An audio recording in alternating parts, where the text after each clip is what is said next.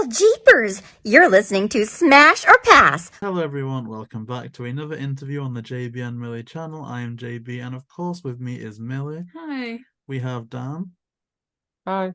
we have Sophie, Hi. and the special guest who'll be interviewing today is Scott from NERDSYNC. Thank you so much for joining. Yeah, thank you so much for having me. I'm excited. So it's amazing to have you here today. A really cool collaboration with another, well, I guess another YouTuber. I don't want to put ourselves on that level because instantly when you joined the Yeah. Zoom call, I was there like, oh my gosh, your camera quality is so nice. It's gonna be so good if I have to edit this down to like shorts content. It's gonna look all Oh yeah, professional. So thank you so much for joining.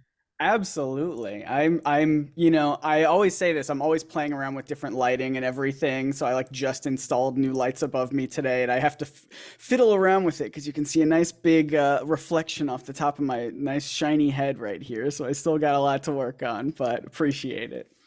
Definitely all looks fantastic on our end. So we're looking forward to getting into your time on YouTube and obviously with the Scooby Doo fandom as well. That's going to be amazing to get into. And just doing some looking around on the NERDSYNC channel, I did notice that the first public video there was published in Uh-oh. 2013. But before that point, how was your journey like to uploading that first video?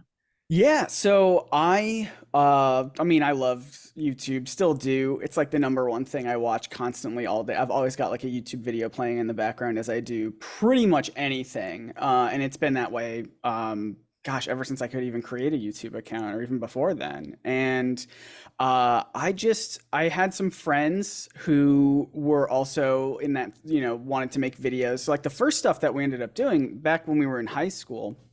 I'm 31 now. I just had a birthday. I was gonna say I'm 30. I'm 31 now. I'm an old man. But the first thing back when we were all in high school, me and my friends, we would make like short form like comedy sketches because that was a big thing on YouTube back in those days. It was like sketch comedy. And we thought we were funny and we wanted to make some goofy stuff. And we did. That channel might be available still.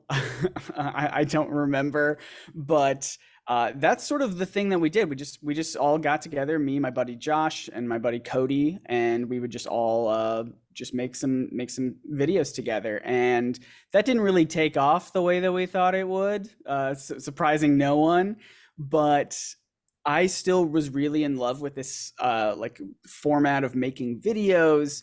And I wanted to go to college to be, like a filmmaker. I wanted to go to school to learn how to make films, and which I did. I didn't graduate. I went to make, YouTube. I went to, to learn about making films, and then I got so distracted making YouTube videos that I stopped going to class, and then I failed out of college. And I was like, well, let's see if I can just make YouTube videos until I make money. And so I don't have to, until my student loans kick in and I have to start paying those off again. I'll just see how well I can do on YouTube. And yeah, I just made a whole bunch of anything we could think of. We did like prop building tutorials because a buddy of mine was really into like cosplay and prop building.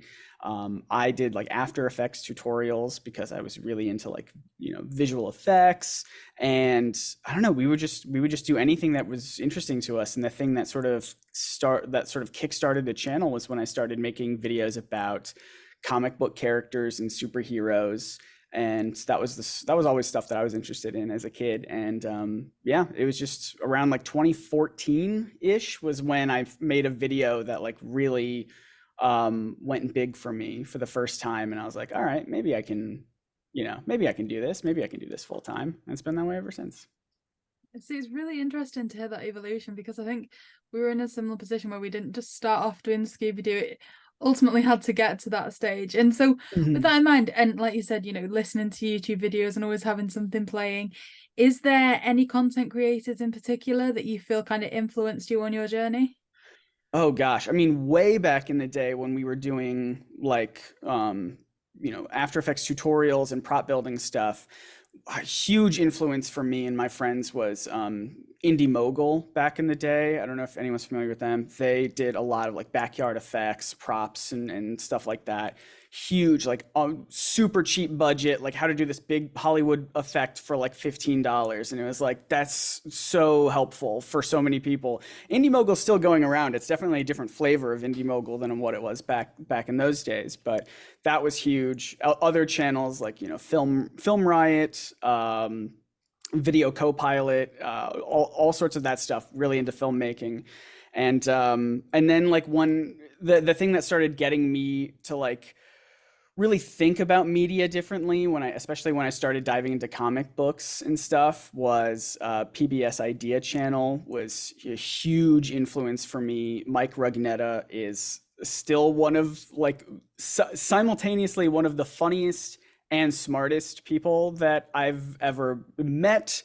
And I had the pleasure of working with him on a video before Idea Channel retired, which was a big highlight for me. So those are like some old influences for me. And so is there anything that you've learned now that you wish you could have told yourself in the early days of starting your channel? Oh gosh. You know, it's funny because I'm at a place right now where I'm trying to almost take influence from myself in the past, where like right now I feel like, you know, back in the day I used to make 2 to 3 videos a week. I was just cranking them out, and now it takes me weeks, if not months, to make a video because I'm constantly overthinking things and like putting too much time into stuff. So, you know, I think now I'm like thinking like, gosh, I wish I could just go back to the mindset that I used to have of just put something out there, because it doesn't have to be perfect. It just has to be good. And back in those days, I don't know if I would even consider the videos that well, they're good. I would say they're good. They're not great, but so I'm like, I'm balancing, because like, you know, I would always say like, if I could tell myself something in the past, it would be like, really think about what you're saying. You know, you have a platform, you have an audience, really try to make sure that the message you're sending is like good.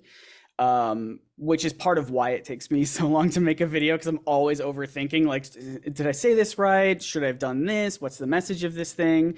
So I'm still, you know, 10 years into this, I'm like still trying to figure out like the balance between like just get something out there and like, but also to spend time making sure that it is, you know, something that you're proud of and sends the right message. I don't know if that answers the question at all, but that's sort of the mindset that I'm sort of playing with right now.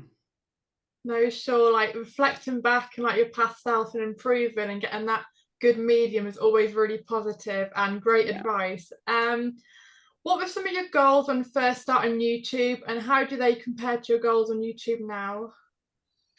Good question. I would say my first goal with like when I first started YouTube was just, I have, you know, 6 months until I have to start paying off student loans. So I need to make money off of this. That was like a very like immediate goal of just like, I need to be able to survive doing this because I don't have another job.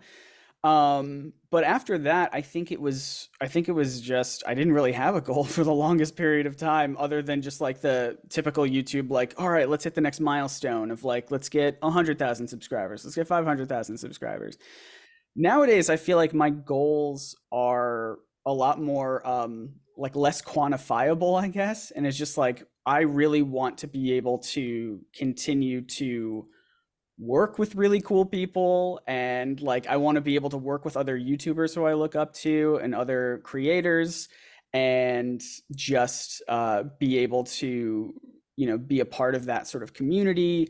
And I don't know, I right now I'm in a space where my goal is to branch out a little bit more. I was in this comic book superhero space for a really long time, and then I started talking about other things like Scooby Doo, and like that resonated with my audience in a really cool way that I was not expecting. I made one Scooby Doo video like, you know, many years ago, and that did pretty good, but I thought that was just a fluke. And then I made another one you know, in like 2020, and that one also took off and was sort of like the signal that my audience was like, yeah, Scott, we want to hear you talk more about this.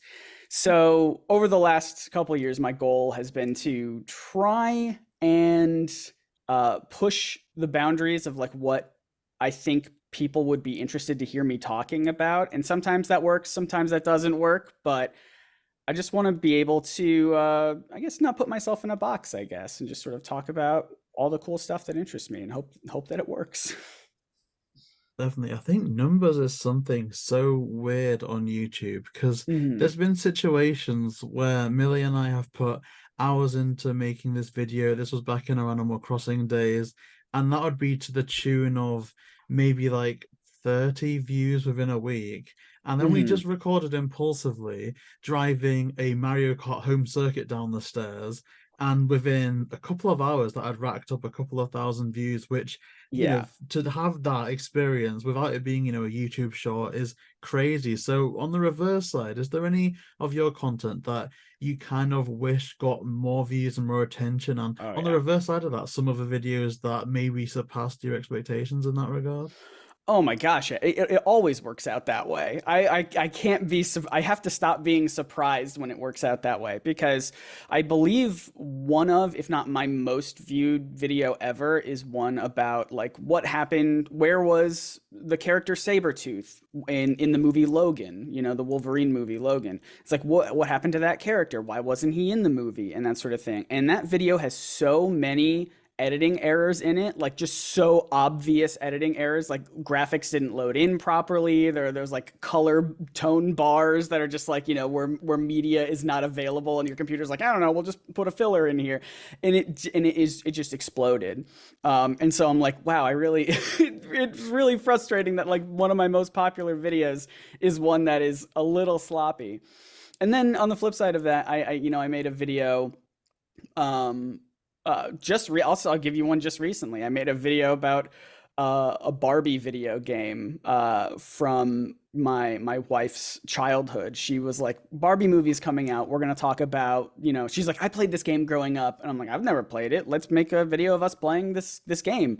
And I put a ton of time into that video, like editing it, making sure it was really entertaining and really funny and just always like constantly going. And I'm still very proud of that video. And it's just because it's a new topic and because we were like a week late to the Barbie movie, like all the hype sort of like was like, whatever. And so that video just didn't do as well as I would have hoped, but that's just how it goes. Sometimes like the most popular videos are the ones that just like take off for some reason. And then you put a lot of time into something and then it's like, well, oh well, you know, for some reason it didn't hit the algorithm that way, but you know, that's just how it goes. It's a little frustrating, but I don't know. There's definitely a lot of ups and downs, and I don't want to make you feel ancient, but when you mentioned your, you know, why wasn't Sabretooth or where was Sabretooth in the Logan video, for all like we've been, you know, binge watching your Scooby Doo content recently, I'm convinced that back when I was in like high school or something, there's like a load of your superhero content that I watched back then that I've almost like gone back to and been nostalgic for now. So it's definitely like good to cast that wider net in that regard. And about like the views and everything like that, with it being quite a negative side, there's some other things that maybe I can struggle to deal with sometimes, such as when a video does particularly well, you can expect a lot more love, but there could also be a bit more hate in the comment section than normal, and creator burnout probably is quite a big problem for a lot of people watching this. So what would your advice be to overcoming some of the negative sides of the YouTube space? You know, it's funny when you were mentioning comments and just, you know, stuff like that. It's funny, back in the early days of YouTube, I would make a point to like at least read every comment and respond to most of them. And this was like, you know, when I had less than 50,000 subscribers. I was like, I'm going to spend like an hour or two every day going through the comments, reading them, liking them, responding to most of them. And I think that was very helpful for back in those days, but it gets to a point where it's just not scalable, where I just can't read them all anymore. The more the videos take off, the more the channel grows. So it got to a point where I was like, all right, just within the first 24 hours, I'll read the comments. And that's helpful too, because the people who watch your video in like the first 24 hours are usually going to be the ones who are fans, and they're going to like your stuff and they're going to leave the nicest comments. And that's great. And then it also I don't know. I still have so much anxiety watching my own stuff and seeing people react to my own stuff that it got to a point where I was like, why am I doing this? Like, I know that YouTube says to like interact with the comments because it'll grow the community and whatnot and make everyone feel good, but it doesn't feel good to me to look at the comments. Even when they're positive, I don't like to look at them because I just don't like seeing people. It's weird. I don't like knowing people watch my stuff. So, but then I get bummed when people don't, when the numbers don't go up for views. So it's sort of like I don't know, my brain can't quite comprehend what I want there. But so nowadays I'm very vocal that I don't really look at the comments at all, but my wife does. And so people will like specifically leave in the comments like, you know, here's a comment about the video, and also, hi, Emily, for reading this, because everyone knows that she's the one who actually reads the comments and responds to them. So that's sort of my way of dealing with it. Is sometimes within the first couple hours I'll look at the comments because those will be the nice ones, and then after that it's just all Emily. And then she'll read to me all the good ones, and then you know, if people are arguing in the comments for whatever reason, she can, you know, handle that situation as well. But yeah, and then the big question about burnout is a huge one. I think that's part of what I'm dealing with like just wanting to put something out there, because if I spend so much time on a video, I will overthink it, and I'll think like, all right, I've spent months working on this thing, and it's perfect. It's the way that I want it to be. And I've gone back and I've done reshoots, and I've tried all these new editing things, and I've done all these different techniques because I really want it to be good. And I've worked so hard on the thumbnail and the title and things like that.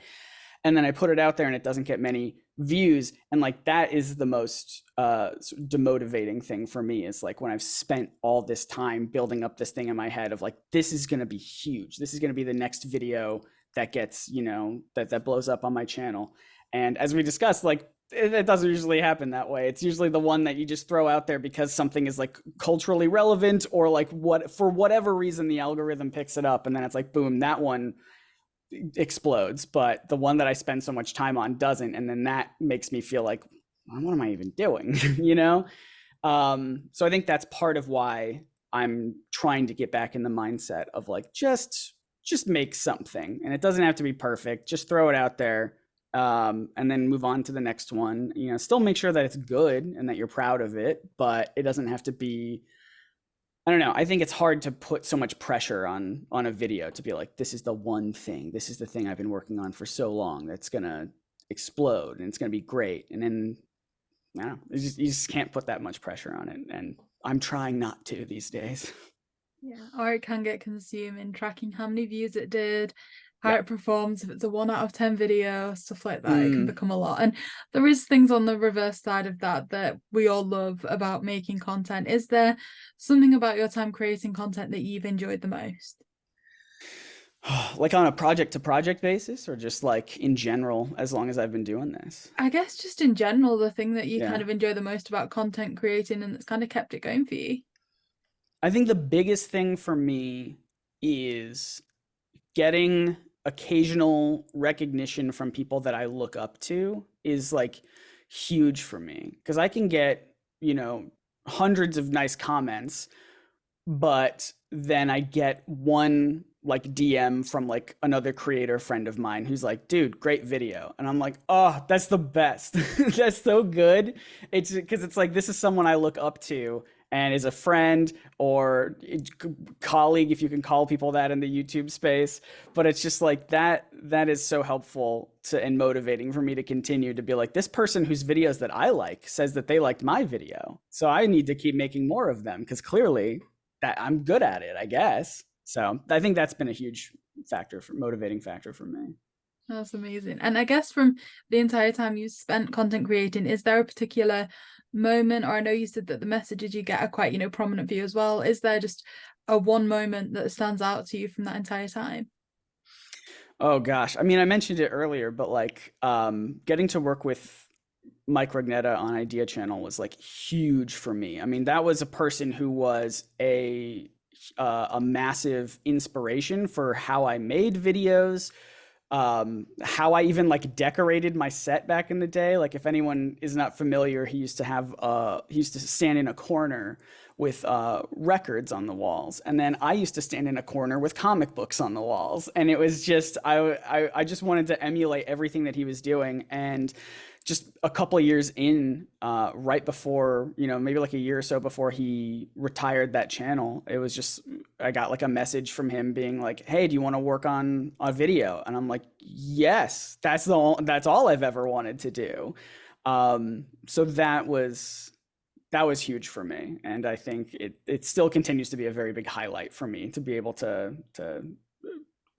I don't know, just work on something with someone who I really looked up to. Yeah. And still look up to. Yeah, and I suppose going on to the subject of Scooby Doo, obviously over the years you've made quite a lot of content as a Scooby Doo expert. Do you recall how you started watching Scooby? Oh man, so I don't remember the very first Scooby thing I've ever watched, but I remember the way that it really clicked with me was when I was growing up, Cartoon Network would play a pup named Scooby Doo on TV, and especially they would play it a lot during the day. So like when I was homesick sometimes, like that's all they would play. It was like a marathon of like pup named Scooby Doo. I'm sure it wasn't a marathon, but to me it felt like it because I just watched it so much. And that was the cartoon that really got me into it, because I think it, to me, sort of perfected the formula of like the classic Scooby-Doo. Like I love Scooby-Doo, Where Are You? But I don't think it's necessarily, a lot of the episodes, in my opinion, are not great mysteries, because the culprit will be like someone that we haven't even met yet. And it's like, well, that doesn't seem fair. How was I supposed to guess that? Whereas A Pup Named Scooby-Doo was like, all right, here are the suspects and here are some clues, very obviously spelled out for me, a young child at this point, being like, Velma's like, here's a clue. And I'm like, oh, cool, this is a clue. I got to take note of that. And they would like rewind at the end of each episode to be like, remember this, and this is how this clue is important, and things like that. And so that to me like really perfected the mystery solving part of the Scooby-Doo like franchise, of just like this show is so good at distilling down that aspect of it. And it just really resonated with me. And to this day, like those characters and the way that they characterize the classic members of the gang are like some of my favorites. Like I love Freddy being just this like conspiracy theory sort of guy. It doesn't translate into like further episodes that much, or further series that much, but I just love that about him. And like Velma being a little bit more quiet, but is just like, behind the scenes, like collecting all these clues. I don't know, there's so much about it that I love about those characters. And yeah, I don't know. That's the series that really was like, nah, I like this show. Wow, that's so interesting, because God, I don't think a pup named Scooby Doo ever really gets talked about. It's always interesting to know what brought someone into the show. And I suppose we have touched on it. You mentioned Fred and Velma there. Did you have a favorite member of the Scooby Gang when you were growing up, and has that ever changed over time? Oh yeah, I mean, I think definitely growing up as a kid, how can you not love, Shaggy and Scooby? They're just so over the top and so fun. But I do think in Pup Named Scooby Doo, I think Velma was probably my favorite, just because I was always a very quiet kid growing up. I know it's weird to say now that I have a job where I point a camera at my face, but growing up, I was always just the sort of quiet one in the background who was like, just, I don't know, just sort of minding my own business and whatnot. And so I always liked that interpretation of Velma. But then growing up now, like I've really come to appreciate Fred a lot, just for his, especially for how wacky they've made him in a lot of the more recent interpretations, like obsessed with traps, and like to the point where, it just gets in the way of everything else he thinks about. I think that's so funny. And I'm so glad that they created that characterization around him. And then like, I don't know, I've always had this soft spot for Daphne. I'm like, you're asking like which character, and I'm naming every character. But like, yeah, I don't know. I like Daphne, especially as I've I haven't made a whole video about this, but I've mentioned this in videos where like I love in interpretations where like Daphne's, Scooby and Shaggy think the monsters are real and run away from them. And I like Daphne as the one who wants the monsters to be real and runs towards them. And I think that is that's an interpretation that I think really got started with stuff like 13 Ghosts and before then and everything, but mostly in Zombie Island, I think was, her as a reporter being like, these are real monsters and I want to get proof. And so I don't know. I've listed every character and reasons why I like them, but they're just so good. I can't pick one. Honestly, I can't blame you. It's really hard. I mean, I know us four, we love Daphne, but really close second is Fred for me. I just love him, and I think he's more recognition that he gets. Yeah, I would say Fred's my number one right now. Yeah. If you could watch if you could only watch 3 Scooby Doo movies, which ones would they be and why? Ooh, good. I mean, everyone in my audience knows number one is Scooby Doo 2 Monsters Unleashed. Like, that's huge for me. I love that movie. I have seen it dozens upon dozens of times. I think the reason why, so that's number one. And the reason why is because I think it is, out of the 2 live action movies, I think it is the one that captures the cartoon the most, where you've got not only the references to the, some of the classic villains, but also it just feels more like a Scooby-Doo movie, because it's like they've got the unmasking at the end, and then like the double unmasking at the end is very funny. There are a lot more clues to help you figure stuff out versus the first movie. So I don't know. It just captures like the essence of the cartoon Scooby-Doo in a live action format. I think it's so good, and just the set design is just spectacular. Number 2, this is kind of a controversial one. I'll judge by your reactions here. Scooby-Doo and the Cyber Chase. I think that's a good one. Staying home from school, again, like I feel I wasn't sick that much growing up, but I always felt like Scooby-Doo was on when I was homesick. I loved that movie. I didn't realize until I got older that people consider that one of the weaker ones, but there's something about it that I think is so fun, from being able, like, seeing the new versions of the gang interact with like old versions of the gang. And again, you've got like some of the classic monsters at the end, and the fact that it's like an unmasking, but not a literal unmasking. It's like just all these different clues to like figure out I don't know. It's such an interesting mystery. I did watch it again recently, a couple of years ago, and I was like, oh, maybe this isn't as good as I remember, but I still had a good time with it. So that one for sure. And then let's see, number 3. Oh gosh, this is hard. I gotta pick out of all the good ones.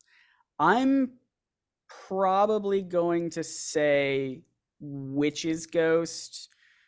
Zombie Island is so good. It's so good, but I think Witch's Ghost maybe edges it out just a little bit for me. The performances are so good. Obviously, Hex Girl's spectacular. And just the sort of mix between there is an unmasking and also the monsters are real, versus I feel like Zombie Island is almost entirely just monsters are real, which is still good and very cool, but I don't know. There's something about it that is like a little bit more Scooby-Doo to me. So, but I think those are my 3. Yeah, definitely a good top 3. I mean, the only reason why I couldn't get my words out with the last question was one of my favorite videos of yours is like the live action Scooby Doo, and I knew that number 2 was going to be your favorite, so that's all I could think about. Yep. Yeah, definitely a good top 3. Thank you. What led you to your first Scooby Doo video?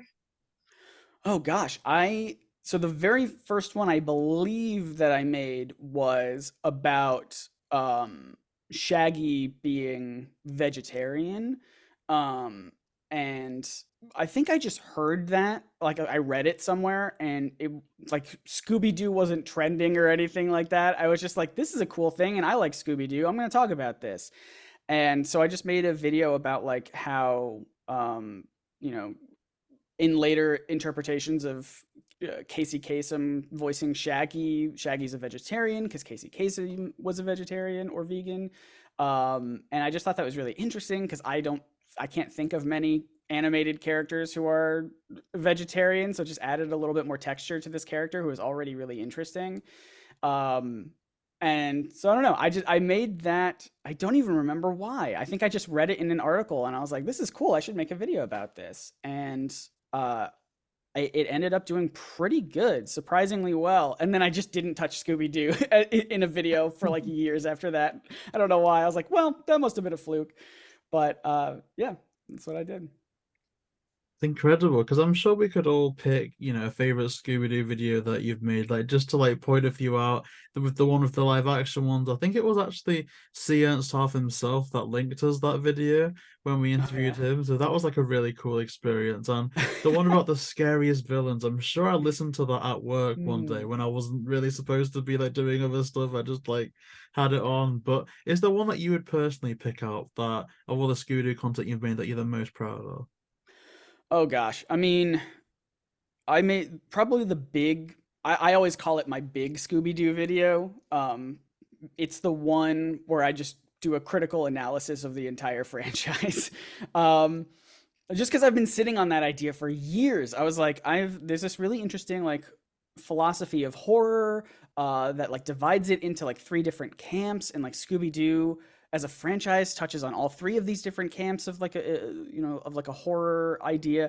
And I was just sitting on it for years and years and years. And I finally decided that in 2020 of all years to be like, all right, I'm gonna just make this thing. And like, it's a very long video. It's got a narrative throughout where like I'm trying to solve a mystery. So I thought that was very fun. And it's got a lot of like fun visual effects that I worked on. And just overall, I thought it was a very, very good video. And I think that's the one that I always point people to be like, if you want to get started with hearing my thoughts on Scooby-Doo, this is me critically analyzing the entire franchise of Scooby-Doo in almost every cartoon and movie. And yeah, that's why I call it my big Scooby-Doo video.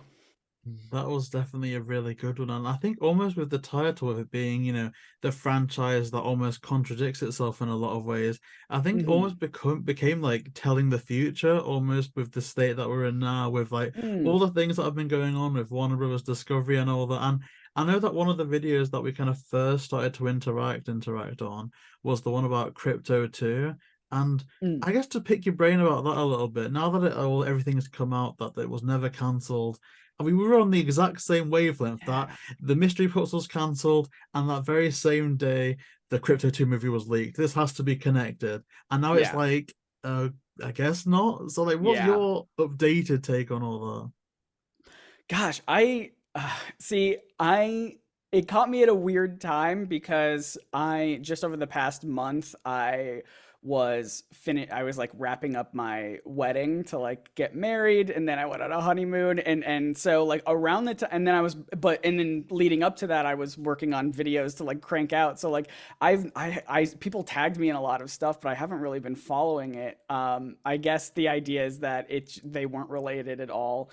I know people have asked me to make an update video about it, but I haven't really read too much into it, to be honest. I've just been so busy.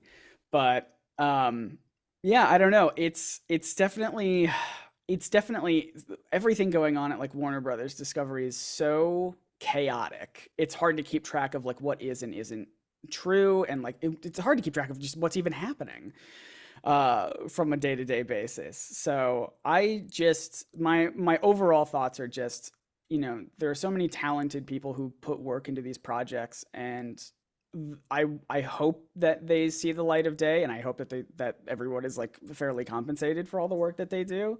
And I'm glad that it seems like some of them are, legitimately coming out in a way that people can enjoy them without leaks having to happen. And I mean, I guess that's just fingers crossed for Holiday Haunt, right? See, that was going to be my next question for you. Like it's just been such an unfortunate time at the minute, I think, for Scooby-Doo as a whole. We've got Holiday Haunt, we've got Haunted High Rise, which for me was like a big personal hit because obviously Hex Girls. Yep. Is there a certain project out of all of those that's interested you the most? Like, if you could be inside Warner Brothers and just watch where one of those got to, is there something that kind of resonates with you the most? Oh, yeah, I mean, it's for sure Holiday Haunt. Like, I think I said this when all the news went down and everything, where like, again, A Pup Named Scooby Doo is like the thing that really got me into the Scooby Doo franchise, and the young kid portion of the first Scoob movie was my favorite part of that whole movie. Just like seeing all the young, kid voice actors, and just seeing those characters interact and seeing them as young characters like they were in A Pup Named Scooby Doo. Like, I wanted more of that, and Holiday Haunt was, theoretically supposed to be an entire movie of just that, of just them as young kids solving a mystery. And I really wanted it to be like that, and like maybe even just go back to, because I think the first Scoob movie tried to do so many things that it just sort of, for me, like, it didn't hit in all the right ways. But if they just like took it back to its roots and were just like, this is basically a 3D animated, Pup Named Scooby Doo movie, that's what this one's gonna be, then that's what I would have been excited for, and that's what I still am hopeful for. So that one hurt. It did, but I think that's possibly the one to be most hopeful for. We know it was finished, Yeah, but they had, that everybody that worked on it got a viewing of their own, so it's there. We just need to see it. And I guess we can say for every negative, we have recently had positives as well, like the live action YouTube series that we got to see the first episode of. And for me as well, I have to say, Trick or Treat Scooby Doo, getting to see some old villains and things. It was some really good fanfare, that movie. I really enjoyed it. So for you, kind of in the last year or so, is there a moment that you've particularly enjoyed from the Scooby community and kind of the work that's been done? Oh, you mentioned the live action, Scooby Doo fan film. I was incredibly fortunate enough. I was live streaming my reaction to it, and then the cast sort of saw and they joined in on it, and we interviewed them live, and that was just super cool. And they're lovely.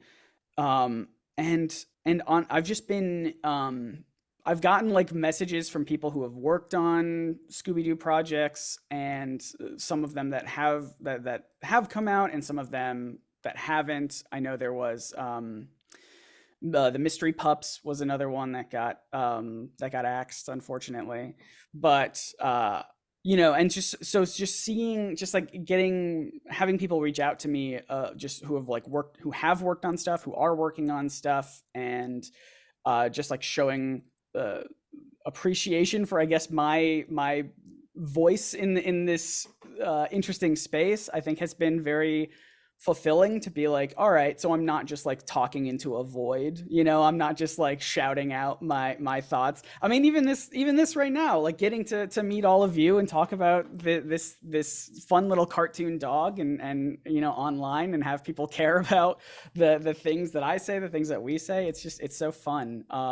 And it makes me feel like I'm glad that I pushed myself to make a Scooby-Doo video, and then had it sort of take off, because it's a franchise I've loved since I was a kid, and now I get to talk about it, and people like what I have to say about it. So I think that's just all of that, just like interacting with just finding out that there's like a community of people online who care has been great. Yeah, and I suppose on that subject, obviously people wanting to hear your opinions. A recent Scooby project that divided people for good and bad was the Springtrap video. Mm-hmm. Is there any pressure on your end, given that a lot of the community will be anticipating your take on it? A little bit. So I mentioned that I had a wedding, and then I was on my honeymoon. This dropped right in the middle of my honeymoon, so I didn't have time to make a video about it. So it's already going to be late.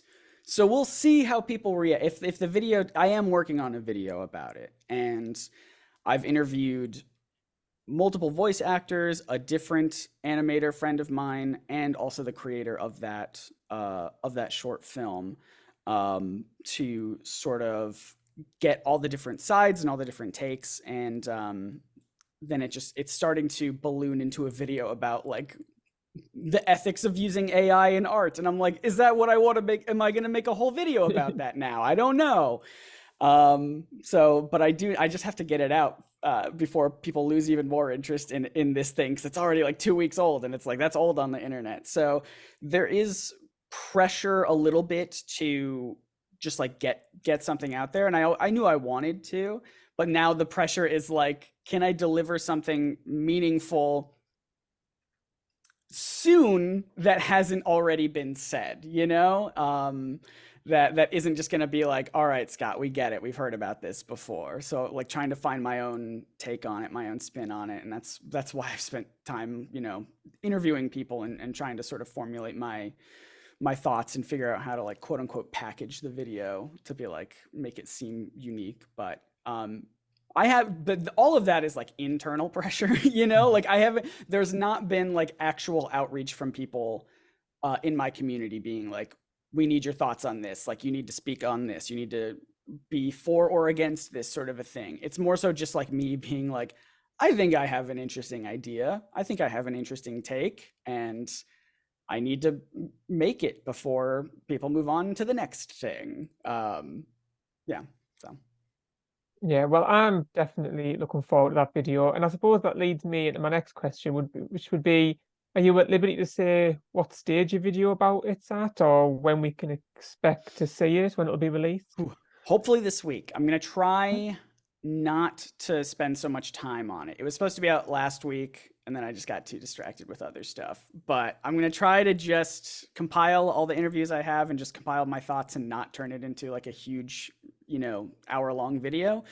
I've done all the interviews. I haven't filmed anything yet on my end, so it's still really early days, but I know that I can't spend too much time sitting on it. I have to get something out there.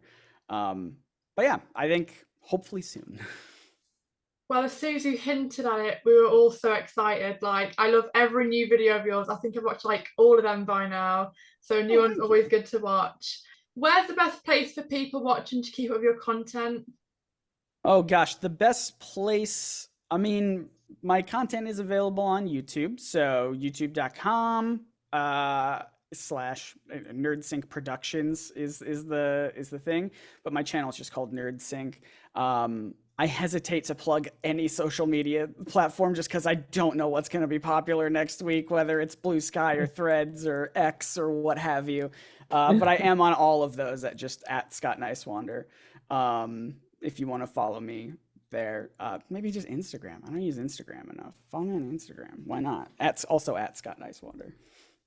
That is incredible. And so that does conclude all the questions that we had for you today. Just thank you so much again for the time you've taken to come on here and to speak to us today.